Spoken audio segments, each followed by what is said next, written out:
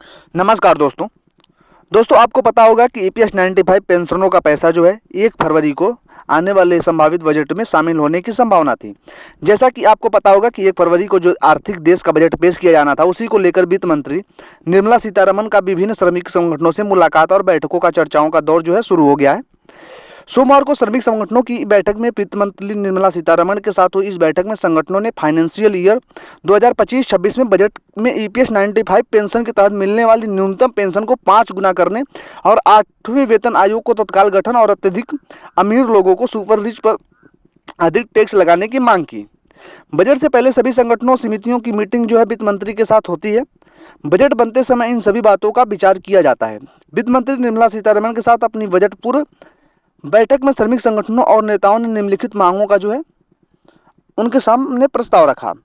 लेकिन दोस्तों, इसमें ईपीएस 95 पेंशन जो भी वो भी शामिल किया गया। ईपीएस 95 वर्तमान समय में ईपीएस 95 का पेंशन जो है वो 1000 रुपये प्लस महंगाई के ज़माने में दोस्तों 1000 रुपये में कुछ नहीं होने वाला है। श्रमिक संगठनों इसकी आगे बढ़ोतरी करने की मांग लंबे समय से कर रहे हैं, पर सरकार ने अभी तक पेंशन भोगियों को निराश के सिवा और कुछ नहीं दिया है।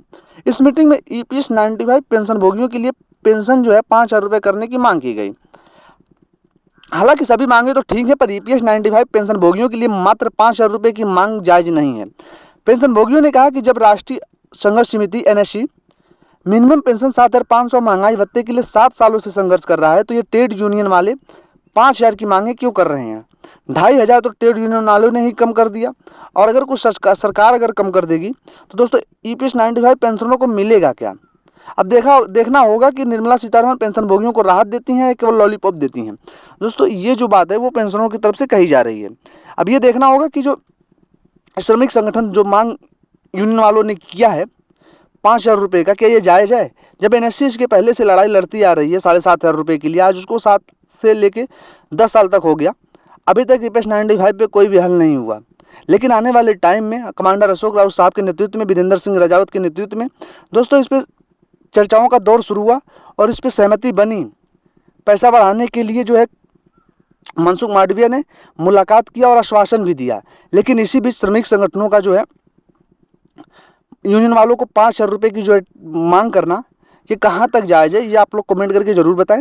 फिलहाल ईपीएस 95 की जो पेंशनर हैं उसी प्रकार से अपनी लड़ाई को जारी रखेंगे और आने वाले टाइम में आने वाले बजट का इंतजार करेंगे कि उसमें होता क्या है। फिलहाल दोस्तों, आप लोग भी नज़र बना के रखिए और ऐसी जितनी भी खबर है उसको ज़्यादा से ज़्यादा लोग शेयर करिए, फेसबुक पे ट्रेंड कराइए, ट्विटर पे ट्रेंड कराइए, क्योंकि ऐसी खबरों से दोस्तों ट्रेड यूनियन वालों को पता है, लेकिन ट्रेड यूनियन वाले फिर भी सरकार की तरफ से ही काम कर रहे हैं।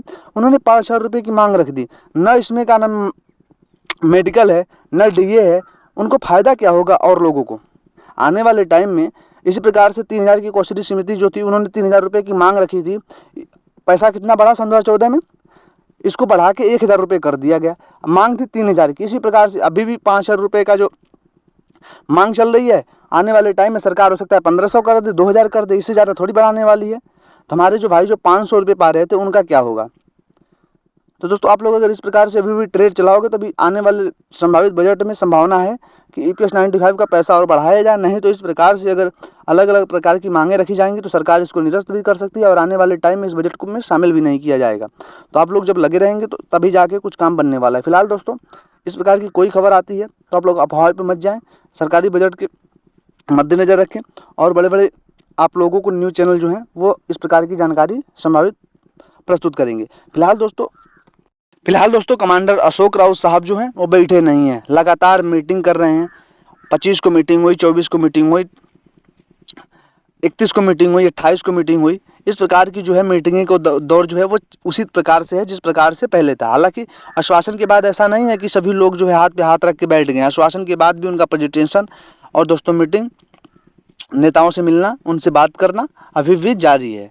तो आप लोग भी उसी प्रकार से उनका सहयोग करिए। कुछ लोगों का कमेंट आता है कि जो अशोक राउत साहब हैं, कमांडर अशोक राउत साहब के ऊपर अभद्र टिप्पणियाँ की जाती हैं। हालांकि टिप्पणी करने का किसी को कोई हक नहीं है, क्योंकि लड़ाई तो कमांडर अशोक राउत साहब ही लड़ रहे हैं, दूसरा कोई तो इसमें खड़ा भी नहीं हो रहा वहाँ पे उनकी जगह खड़ा होने के लिए भी बहुत जिगरा चाहिए, इतना टाइम चाहिए। हर किसी के पास टाइम नहीं है इतना निकालने के लिए। हमारे ईपीएस 95 के पेंशनर भी हैं, कुछ लोग पहुँच पाते हैं, कुछ लोग अगली मीटिंग में नहीं होते हैं। लेकिन कमांडर अशोक राउत साहब से वीरेंद्र सिंह राजावत, चाहे रमाकांत जी, दोस्तों हर एक मीटिंग में आप लोगों को पहुँचने की संभावित कोशिश करते हैं। तो दोस्तों उन लोगों का पूरा सपोर्ट करिए और उन लोगों को किसी भी प्रकार की अवैध टिप्पणी ना करने का कृपा करिए। अगर आप लोगों को EPS 95 का पैसा नहीं मिलता है और ना भी पेंशन बढ़ती है तो भी दोस्तों उनके जो जज्बा है उसको सलाम करिए, ताकि आने वाले टाइम में वही एक संभावित आप लोगों की लड़ाई लड़ सकते हैं। दूसरा नेता कोई नहीं लड़ेगा। हर कोई नेता बनने के चक्कर में, अगर नेता उनको बनना ही होता तो उनको अभी बहुत सारे इसके पहले अपॉर्चुनिटी मिली थी, लेकिन हालांकि उसको ठुकरा करके दोस्तों वो जो है अपने काम में लगे हुए हैं। चलिए दोस्तों, मिलते हैं नए वीडियो में। Thank you.